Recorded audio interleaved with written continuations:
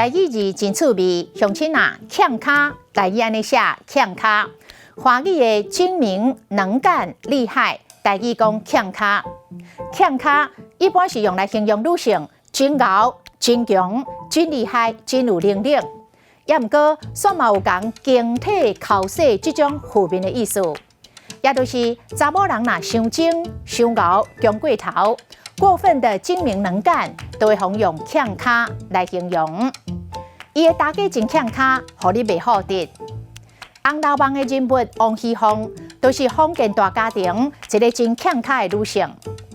伊的太太真欠卡，所以伊会当规工翘脚练喙鬚。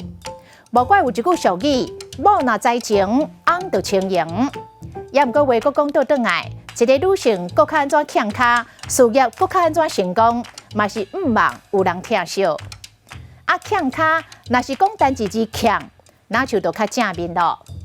伊真欠，处理代志真水快。你若遐欠，18般的武艺，你逐项都会。今仔日的台语字欠卡，实在真趣味。